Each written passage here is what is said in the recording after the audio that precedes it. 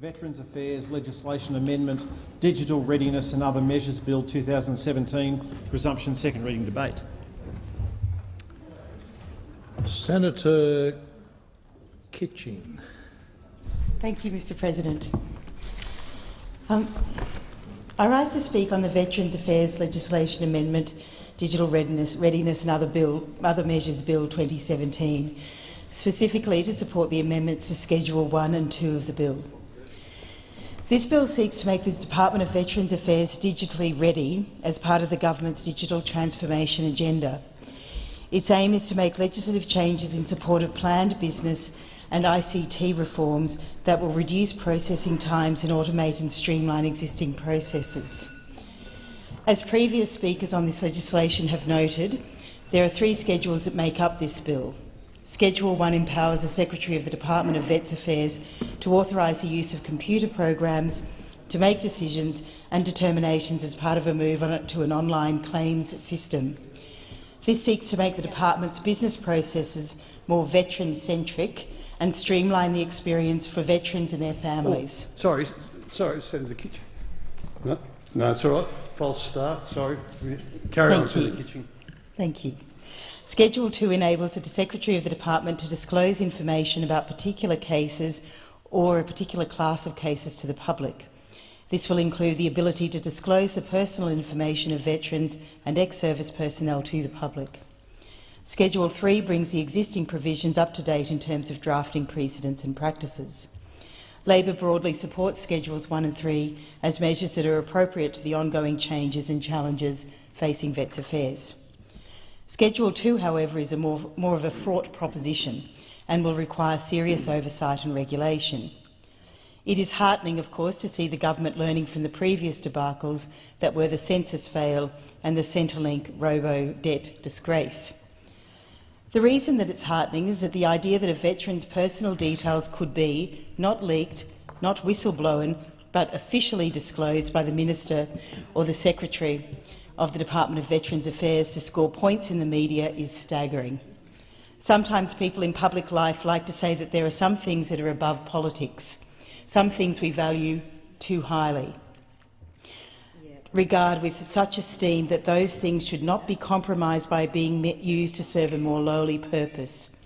Those who have served our country, those veterans and former service personnel, are to be held in the highest regard.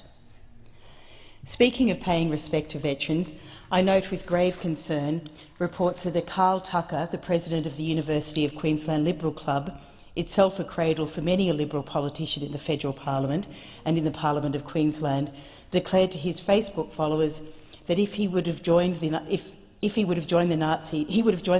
had he lived in Germany in the 1930s. I quote, "I openly accept I would be a Nazi Party member if this was 30s Germany, despite obviously opposing a lot of their core ideology. I'm political, and to succeed in politics, public service, military or even industry, you had to be an NSDAP member. I also believe 90% of LNP members would be the same." Could there be a more offensive formulation for the 993,000 Australians who served in the armed forces during World War II, fighting the Nazis and their allies? Some 27,073 Australians were killed in action or died, 23,477 were wounded, 30,560 were taken prisoner of war. Of those taken prisoner, 8,296 died in captivity. And yet this aspiring Liberal politician disrespects their memory, their service, their sacrifice by saying he would have been a Nazi. It is important that veterans and ex-service personnel who use DVA services must be able to do so knowing that their information will be kept confidential. This is one of the parts of the legislation that the Labor Party has been very strong and very keen to support. This legislation aims to make Vets Affairs digitally ready so that veterans and former service personnel are helped by processing times being reduced and by automating and streamlining existing processes. It will make the processes in DVA more veteran-centric. Labor has always maintained that it will not support legislation which gives the department the power to disclose individuals' information unless there is a threat to life, health or welfare. In our view, the department should not be using an individual's information to correct misinformation in the community, and we have been working with the government on the rules which accompany this legislation. The Shadow Minister for Veterans Affairs, Amanda Rishworth, in the other place, has been doing great work in this space. Terrific work, as Senator Farrell says. Fantastic work to negotiate the appropriate guidelines around public disclosure. It's simply not appropriate for the department to respond in a public way if an individual has made a genuine mistake about a claim in relation to the administration of the department. If someone is genuinely mistaken, DVA needs to resolve that matter with them directly and not in the public sphere. It may come to the surprise of some in this chamber, but as I have said before, we do believe some things should be above politics and mudslinging. These are, after all, the people whom we have sent to war, to arenas of conflict. I'd like to reference a book, What It's Like to Go to War by Carl Melantes, a Rhodes Scholar and United States Marine Corps Vietnam veteran. In the dedication of that book, which is partly a memoir, he says, "This book is dedicated to the Marines I served with in Vietnam, those who came home and those who didn't, and to all combat veterans who fought and are fighting now with noble hearts. To all." This book explores, as its title might suggest, what it is like to go to war, and also the return from war. It looks at going to war by veterans, particularly those who served in the Vietnam War, and what it's like for veterans to return home to civilian life. It also looks at the effects of war on veterans' families. Too many veterans from Vietnam, but also, he says, I'll quote, "Too many veterans from Vietnam, but also from Afghanistan and Iraq, are still waiting to come home. Take Raymond, who'd been a Marine in Vietnam and now sells commercial real estate. Raymond is big. You could hug only half of him at a time, yet his bulk contains a stereotype-defying sensitivity. In the kitchen, the quiet eye of the storm, I talk with Raymond's wife, Dee. She and my first wife shared the not uncommon and deeply disturbing experience of living with a man with post-traumatic stress disorder without knowing where all the craziness was coming from. These women are veterans of a different war. For every veteran alone in the basement, there is a wife upstairs, bewildered, isolated and in despair from the dark cloud of war that hangs over daily family life. For too many years, the public hasn't recognised or sympathised with families of veterans coping with PTSD and has left them in silence. Last week, the Kookaburra Kids Foundation was here at Parliament House.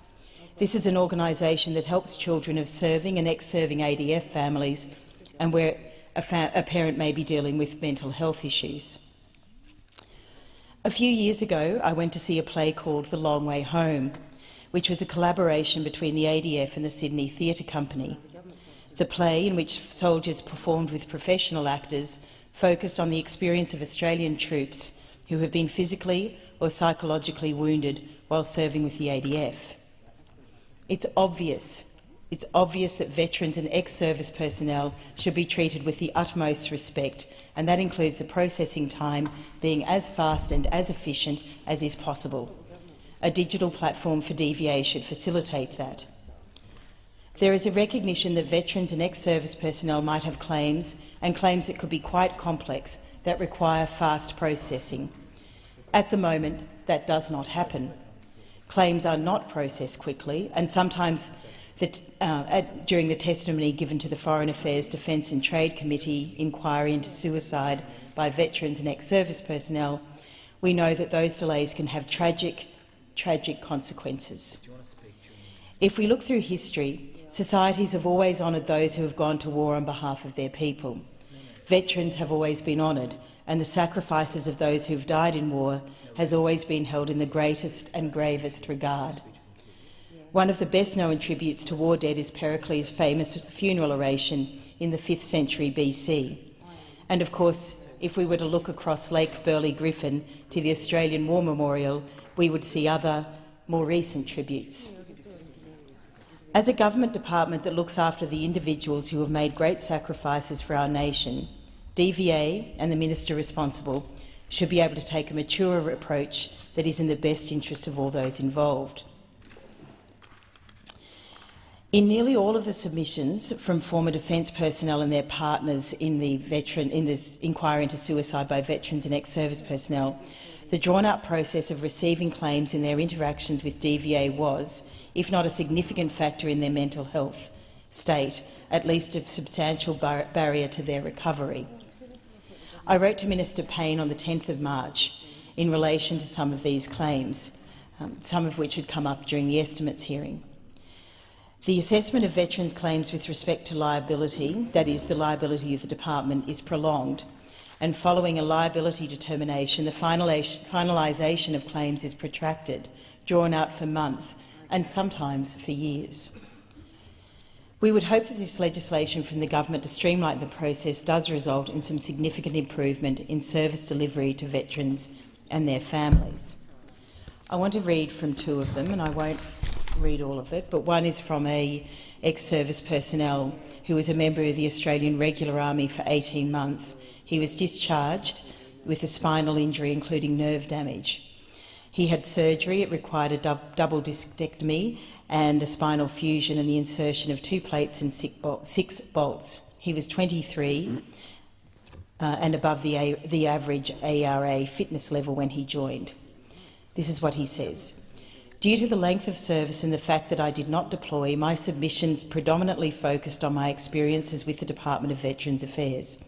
However, it should be noted that if my compensation claims and ongoing clinical care requirements had been resolved prior to discharge as required, it is probable that my experiences post-discharge would have been greatly improved.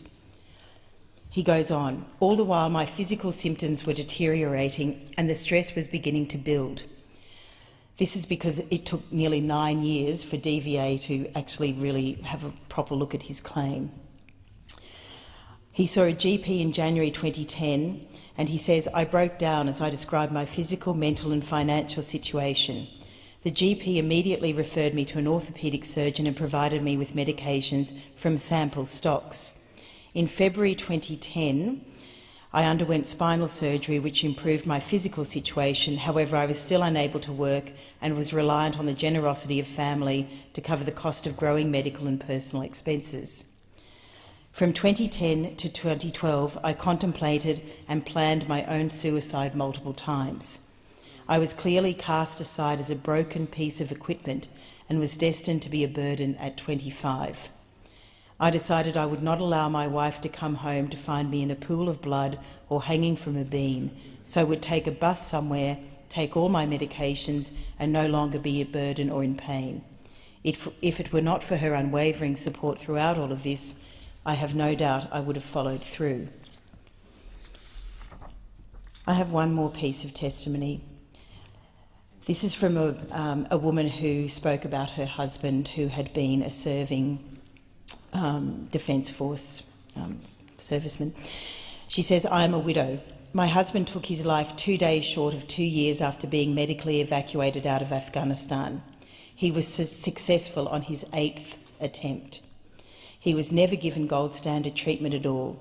There was no carer support.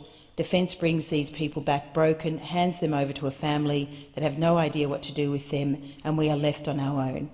I had to be a mother, a wife and work full-time, and I had no idea how to cope with what I was given. Medical personnel do not listen to the family. On every occasion I predicted my husband was going to make an attempt on his life, and they told me I was wrong. These people have to know that we can read them better than they can probably read themselves. They have to give us some credit for having to live with these people 24/7, not just their one medical appointment per week. My husband took his life in Darwin. In Darwin there are 4 military bases. There is 1 psychologist and 1 psychiatrist that deal with PTSD. That is it, and they cover all emergency and first responders. It took 6 months before my husband even got to see a psychiatrist or psychologist, and then it was once every 6 weeks. He was discharged from hospital the day before he took his life because he was not a threat to himself. We are giving these poor people that have no mental health training the decision to discharge, and in this case, my husband took his life. These people have now got to live with that, and I feel for them, I really do. I know a lot of this is about DVA, but Defence have really got to pick up the ball on this one because I let my husband down. After 8 attempts, how many more warnings do you actually need? If making the Department of Veterans Affairs digitally ready and thus more veteran-centric will help veterans and ex-service personnel, then this bill ought to and must be supported. Thank you.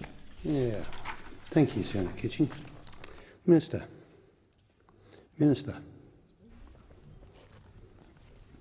You're it, mate. I'm it.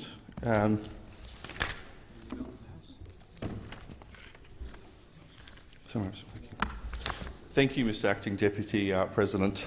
I was waiting for others. I would like to thank all senators for their contributions to the debate on the Digital Readiness Bill. I would like to extend my thanks to the Committee and the Senate Foreign Affairs, Defence and Trade Committee for their examination and recommendations in relation to the bill. As the Minister mentioned in the other place, their suggestions have improved the bill. As we heard during the debate, the Department of Veterans Affairs is undertaking veteran-centric reform to significantly improve services for veterans and their families by re-engineering DVA business processes. In anticipation of planned business and ICT reforms, amendment is required to provide a sound legislative basis for computerised decision-making. Computerised decision-making at DVA is expected to streamline services, free up resources and prepare DVA for future ICT upgrades. Computerised decision-making would enable some elements of the Repatriation Commission's and Military Rehabilitation and Compensation Commission's decision-making processes to be conducted by computer processes rather than by delegates. The Department of Veterans Affairs is one of the few client-focused departments that does not have the capacity for computerised decision-making. Other Commonwealth agencies already use computer programs to make decisions and seeing benefits for their clients in terms of reduced wait times on decisions and faster processing for claims. It is the intention of the department that in the short term, computerised decision-making would be gradually implemented only in relation to those decisions and determinations suitable for electronic decision-making and where no subjectivity for a decision would play a role. In all cases, it will be the Secretary of DVA who will decide whether a computer program could be used to make decisions, and the Secretary would not be able to delegate that power to anyone else in DVA. The government has decided to accept the amendments made by the opposition as they will restrict the computer decision-making to decisions that will not be adverse to clients of the department. The computer decision-making measures are incredibly important to allow the benefits of ICT reform to flow to veterans as soon as possible. The importance of passing these has meant that the government has also put forward amendments to Schedule 2. The amendments that the government has made have removed the public interest disclosure provision from Schedule 2 of the bill. The government believes these changes would have made stronger protections for veterans' privacy, including 15 safeguards that currently do not exist. It is unfortunate that misinformation and misreporting of this provision has meant that the government will forego these safeguards. However, as mentioned, the importance of the computer decision-making powers and the need to provide these benefits to veterans has meant to pass the bill, we've removed the provision. Schedule 2 also contains the information sharing provisions between DVA and Defence. Currently, information about serving members can be provided to the Secretary of the Department of Defence and the Chief of the Defence Force under the Veterans Entitlements Act of 1986 and the Military Rehabilitation and Compensation Act of 2004, but cannot be shared under the Safety Rehabilitation and Compensation Act of 1988, or if enacted, the Safety Rehabilitation and Compensation Defence-Related Claims Act of 1988. This is anomalous, especially since the CDF owes a duty of care to members, especially those members deployed in an operational context.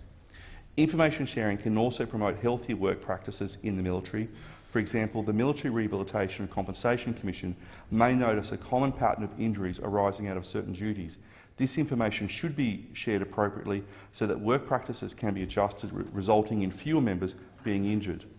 These amendments would simply replicate the existing information sharing provisions found in the Military Rehabilitation and Compensation Act of 2004. The amendments in Schedule 3 of the bill are minor and technical in nature. They update references to penalties expressed as a number of dollars with penalties expressed as a number of penalty units. Such changes enhance readability, facilitate interpretation and promote consistency across the Commonwealth Statute Book. I would like to specifically acknowledge the contribution to the debate on this bill made by senators. Senator Farrell noted the constructive work done between the government and opposition, particularly in relation to the public interest disclosure provisions. As Senator Back remarked, it is vitally important that we put veterans front and centre. The amendments in this bill provide a vital plank for the foundation of veteran-centric reform that the Department of Veterans Affairs. Senator Back also touched on the fact that the government has been listening to the views and concerns of members and senators and the veterans community. When this bill passed the House, several strong amendments were made that addressed concerns. I thank the Senator for his work on this bill and that of Senator Gallagher. The government would like to thank members of the crossbench for their engagement of this bill also. This bill will go a long way to creating a better level of service for veterans. It will allow the continuation reform that will mean the department will become a 21st century service provider. Thank you, Minister. The question is now that the bill will be read a second time. Those of that opinion say aye. Aye. Against no. The ayes have it. Clark. A bill for an act to amend the law relating to veterans' entitlements and military rehabilitation and compensation and for related purposes. Senator Lamb. Oh, sorry, I'm getting all excited. Is it the wish of the committee that the bill be taken as a whole? There be no objection. It is so ordered. Senator Lambie. Thank you, Senator Sterle. Because there's been quite a lot of ongoing argy-bargy for 2 weeks and we're all quite tired of it, I am withdrawing my amendment 8082 and 8081. That has now been taken care of and removed by the government, and negotiations have gone on with one, so I'm good with that. But I would like to say a few words. The government's amendments to the Veterans Affairs Legislation Amendment, Digital Readiness and Other Measures Bill 2017 to omit the public interest disclosure, otherwise known as the PID, from Schedule 2 is a win for veterans, as their privacy will continue to be protected. Labor's amendment to Schedule 1 of the bill that excludes decisions that are adverse to a client from computer decision-making is also a win for veterans by protecting them from computer programs that say no to a claim which would then be assessed by a human delegate.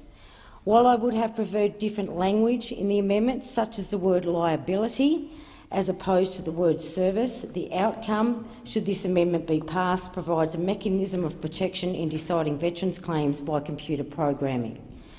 The bill, along with these two amendments, if passed, would permit the Department of Veterans Affairs to undertake business reforms and implement new information and communications technology, otherwise known as ICT, so as to reduce times on claims processing and improve services to veterans and the community. The bill provides DVA Secretary with the authority to use computer programs to make decisions and determinations in any claims over 3 separate acts, which include the Veterans Entitlement Act, the VEA, the Military Rehabilitation and Compensation Act, known as the MRCA, and the Safety Rehabilitation and Compensation Act, known as the SERCA, and then the Defence Related Claims Act, the DERCA. But Labor's amendment puts safeguards in place. The bill's intent and amendments are good, particularly in making necessary reforms and introducing ICT, as doing such will likely benefit veterans in that their claims may be processed quickly and efficiently and improve overall veteran services by the Department of Veterans Affairs. The Change.org petition by the South Lake Macquarie sub-branch of the Return and Services League of Australia New South Wales had urged this Senate to stop the bill based upon serious privacy concerns by the veterans community. In less than 2 weeks, the petition received over 10,000 supporters who electronically signed the petition. Luckily, the government heeded the veterans' community concerns and introduced an amendment to address those serious privacy concerns. In the future, the Senate Foreign Affairs, Defence and Trade Legislation Committee should have oversight on the use of the computer programs in deciding veterans' claims. The need for such oversight is underscored by the recent debacle, including Centrelink flawed data matching program, where an estimated 20% of time the computer program was wrong. Automated decision-making will be useful to speed up claims processes, noting the DVA computer system and software has yet to be designed and built, and as such there is much concern in relation to initial decisions related to a service injury or disease or reassessment of such. The Labor amendment, if passed, should go a long way to address these concerns, but oversight by the legislative branch is warranted to protect veterans from any future flawed computer program systems. This Parliament owes our veterans a duty of care in ensuring there are little to no errors in permitting DBA to make computer program decisions and determinations, especially with respect to first getting a veteran's foot into the door of the Department of Veterans Affairs. It was due to the hard work of the crossbench of this Senate last week and this week that caused both the government and Labor to act in introducing their amendment, which would better protect veterans' privacy and prevent computer programs making wrong decisions in rejecting claims for liability. This was achieved by the lawmakers of the crossbench to include me, others, in introducing amendments to address flaws in the original bill. What this bill and amendments have demonstrated is that this Parliament, particularly the Senate, is able to work effectively if lawmakers work together to address flawed legislation. Before I finish off, I do want to say a very, very special thank you. I want to thank Senator Kakoschke-Moore, the Nick Xenophon team, and especially Pat in her office. I want to make a very special thanks to Norbert, who is a new staff member of mine, who I tell you, between the two of them, they are forced to be reckoned with, and I suggest you remember that for the future. While I can see Department of Veterans Affairs sitting over there, we now have two very switched-on people that are right on your tail. And even though the Shadow Minister, Amanda Rishworth, was a little slow off the starting block, she certainly made up for it in the end, so thank you, Amanda. Thank you for your patience, thank you for hearing us out, and thank you for making this happen. And I also want to thank, once again, and he's always helping out the veterans, Senator Ludlam. Thank you, and to your office as well. Thank you very much. This will make a veteran's life much easier instead of having to worry about their privacy being leaked all over the place, which I will not have going on. So for those people who really stood up and fought over the last two weeks for Australian veterans, I thank you sincerely. Thank you, Senator Lambie. So just stating for the benefit of the chamber, all amendments on sheets 8081 and 8082 have been withdrawn. Senator Farrell. Thank you, Chair. I would indicate that I seek leave to move opposition's amendments on sheet 8095 to Schedule 1, so items 1, 2 and 5, and I'd like to speak to those if I could, Chair. Is leave granted? Leave is granted, Senator Farrell. Thank you, Chair. Labor has raised our concerns about the removal of the human decision-making to veterans who would not automatically receive a claim. As a result, our amendment ensures that any claim made by a veteran that was rejected in the computer decision-making process would be automatically sent to a delegate for review. Labor believes that by doing this there is still the benefit of a more timely claims process, and there is a safeguard of reviewing any claims which are not initially accepted in the computer system.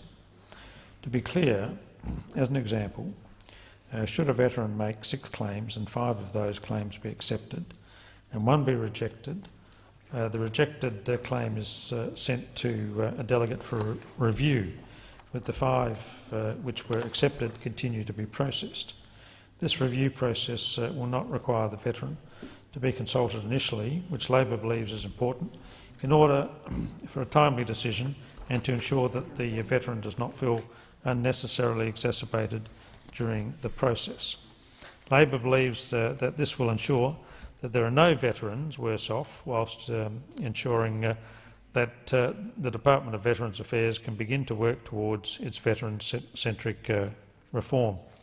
Labor recognises the concerns and issues which Senator Lambie has just raised in regard to computer decision-making and on claims for liability, but believes our amendments cover this position and supports the amendment.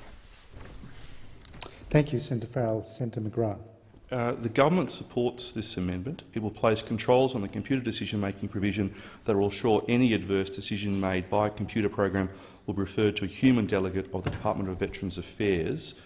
And I'd just also like to table a supplementary memorandum relating to the government amendments to be moved to this bill.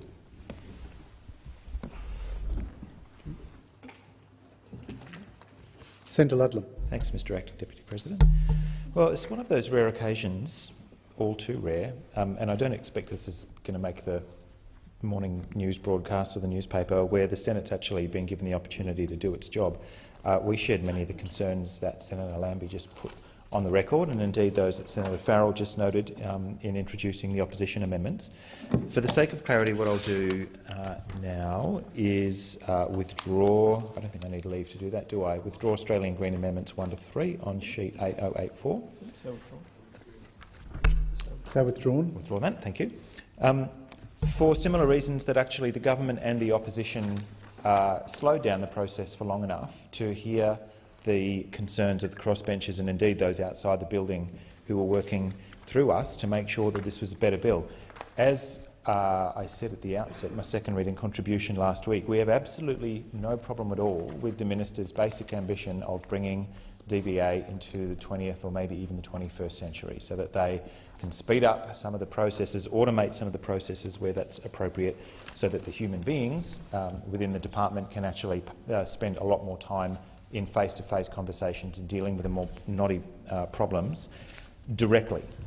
But these things, as Centrelink certainly discovered to their cost and to the enormous cost of some of the people who found themselves going under the wheels of Centrelink, these systems, if they're improperly applied, can actually create enormous misery. I was going back to the Bills Digest to make sure that we covered off all of the different issues, and came across this report in 2004 by the Administrative Review Council that looked at automated assistance in administrative decision-making, and they found that basically, yes, sometimes you can speed up, you can reduce inaccuracy, they said, and human prejudice in the interpretation and application of complex rules, and provide the opportunity for more accurate, consistent, efficient and transparent decisions. Fine, we understand that that is what the Minister is trying to do. They also pointed out that the use of expert systems in administrative decision-making process is a developing area in which a mistake in the design or operation of such a system has the potential to affect many people. And the reason that the crossbenchers jacked up last week, and eventually Labor cottoned on as well, is that potentially you will have decisions being made inside a black box by an algorithm having had a spreadsheet fed into it. A decision falls out that's non-reviewable and the veteran just has to suck it up. Now, these are people who've suffered enough in many occasions, and they don't deserve that kind of treatment by the public service. And I also take the Minister on his word when he says they do want to bring things into the 21st century, and that that's not the ambition of his officers either. So I think the solution that Labor eventually came to, I know Senator Lambie toyed with a couple of different ideas, so did we. I think the solution that the Labor Party came to, which is basically the burden of proof, now falls in the right direction. If a decision is adverse, the software spits out an adverse finding. That will then go to a delegate, whereas the pay claims and the various other things can just move through much more rapidly if there's no problem. So the Greens are very pleased to support this amendment, and I also want to thank Senator Lambie for her passion and commitment in being the squeakiest of wheels on this issue and being tenacious and not letting go, for the constructive way in which Senator Kakoschke-Moore engaged. It was a pleasure dealing with Ms Rishworth, and I would also like to specially acknowledge the Minister and his advisers who did slow the process down. They could have rammed this thing through. We see that far too often in this place, and they chose not to. They chose to slow down, and so we get a much better outcome tonight, and we're pleased to support the opposition amendments. Thank you, Senator Ludlam. Senator Kakoschke-Moore. Chair, I rise just to make a brief contribution to make the Chamber aware that the Nick Xenophon team will also be supporting the amendments put forward by Labor to this bill. And I'd also like to join with my colleagues in acknowledging and recognising the incredible way we've had cross-party engagement and cross-party support for identifying, working through and then rectifying the issues that were raised with this bill.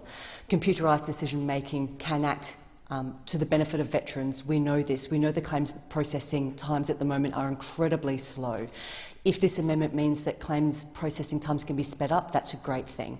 But I would just like to caution that where computers are involved, we as parliamentarians need to maintain oversight of that process, and if any issues are picked up with the way that this program is being used, any at all, we must act swiftly on that. But having said that, I welcome this amendment. The Nick Xenophon team welcomes this amendment, and I thank the opposition for their constructive way in which they've worked with this, in particular the Shadow Minister for Veterans Affairs and Defence Personnel, Ms Rishworth.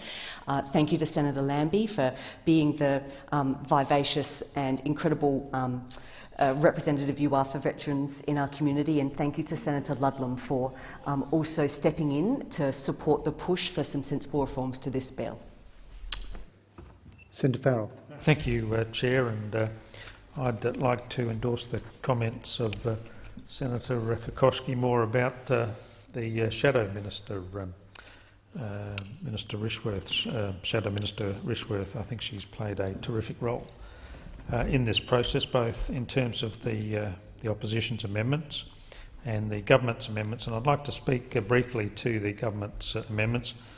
As you may be aware, Chair, no, but I'm anticipating that you will, and I'm saving a little bit of time. But I think I need to put it slightly in some context before you move it, so that the chamber understands. There are two amendments. I've spoken to our amendment, the opposition's amendment already, and it's been indicated that there's a general support for that. But as part of that arrangement, the opposition has agreed to support the government's amendment, and we've been, I think, working with the government on the rules. The ex-service and veterans community have continued to raise their concerns on the provisions of the bill. Labor senators raised similar issues in the Senate inquiry, specifically issues around the mistake of fact and misinformation. Overall, the amount of confusion regarding the rules which accompany the legislation led to emerging community concern. Labor had always said that the rules were a disallowable motion and had reserved our right to disallow them if we were not happy with them. Labor was continuing to work with the government to strengthen the rules to ensure veterans were not left any worse off. However, we believe that their amendment to remove them entirely is appropriate given the amount of community concern. Labor believes that this has been the simplest solution to what has proven complex and confusing in the broader veterans and ex-service community. We believe the removal of the instrument will allay the concerns of Labor and those raised by the crossbench, and we are pleased that the government and Minister Tian have listened to and now acted on our concerns and those of the broader veterans community in dealing with this legislation to better deliver outcomes. And as I've indicated, we'll be supporting the amendment. Thank you, Senator Farrell. The question is that the amendments 1 to 3 on sheet 8095 be agreed to. Those of that opinion say aye. Those against say no. I think the ayes have it. So we Minister. Thank you. I move government amendments 2, 5, 6 and 1 by leave together on sheet JC 394. Is leave granted? Leave is granted. Thank you. The government moves these amendments in order to secure passage of this important computer decision-making powers that are required for the department's ICT reform. The government believes that this provision would have secured safeguards to protect veterans' privacy. Unfortunately, due to persistent misinformation in the community, this provision will not proceed and the status quo will remain. Senator Ludlam. And we were all getting on so well. I've got to say that sounded to me like something of a cheap shot, to be honest. I'm rethinking my decision to withdraw Australian Greens amendment, but I guess it's probably a little bit too late to do that. Look, this was one of the first issues that came to light as probably the the matter that most people outside this building, if they'd come across or heard of this bill, they would have heard of this issue, particularly in the light of the debacle unfolding around Centrelink. I'll just read very briefly again from the Bill's Digest so that people who might be listening into the broadcast are aware of what we're talking about. This is the ability of the minister or any future minister to disclose, for any reason that he or she's fit, private information of Australian veterans who have potentially been put into the line of fire or damaged in the course of their service to this country into the newspaper to clean up a public debate or run a particular political line, as we saw Mr Tudge doing in the last couple of weeks, and it's absolutely unacceptable. I don't think there's misinformation at all. If it's misinformation, then the Australian Parliamentary Library is also obviously misinformed. Here's the way that they characterised it. Under the proposed provisions where the Secretary, this is the Secretary of DVA, certifies that it's in the public interest to do so in relation to a particular case or class of cases, the Secretary may disclose any information obtained by any person under the relevant Act to such persons and for such persons as the Secretary determines. Public interest is not defined in the bill or in any of the relevant acts. The explanatory memorandum goes on to state some examples that the minister thought was appropriate, but the examples are somewhat moot. Any person, any information, for any reason whatsoever, and there's no definition of what's considered the public interest. We strongly believe, not on the basis of misinformation, on the basis of analysis, that this allows a senior public servant to leak a veteran's private information to a newspaper in order to win a political argument. That's absolutely unacceptable. And so the amendment that I just withdrew, because the minister appeared to take our case at face value without the kind of snark that we just heard from Senator McGrath, it appeared to take our case at face value, that the community are extremely concerned, the veteran community in particular are concerned, that they're going to be put through the same meat grinder that Miss Andy Fox was put through by Centrelink. In order, you find your name and your personal details in the newspaper when the government wants to win a political argument someday. So our proposal was probably quite a bit simpler than what the government eventually came up with. What the government's come up with here is they've simply removed the entire section of the bill that made that kind of behaviour possible. I would have congratulated the government for that move. Maybe I'll just go over Senator McGrath's head and say to the minister's advisers, and presumably the minister who's listening in, thanks for listening to reason. It wasn't that hard. We support these government amendments. Thank you. The question is that the amendments on 2, 5, 6 and 1 on sheet JC 394 by leave together be agreed to. Those of that opinion say aye. Aye. Those against say no. I think the ayes have it. Minister. In a similar vein, I move government amendments 3, 4 and 7 by leave together on sheet JC 394. Is leave granted? Leave is granted. Okay. Well, the question is that items 1 to 7 and 10 to 14 of Schedule 2 stand as printed. Those of that opinion say aye. Aye. Those against say no. I think the ayes have it. The question is that this bill as amended be agreed to. Those of that opinion say aye. Aye. Those against say no. I think the ayes have it. The question is that this bill be reported. Those of that opinion say aye. Aye. Those against say no. I think the ayes have it.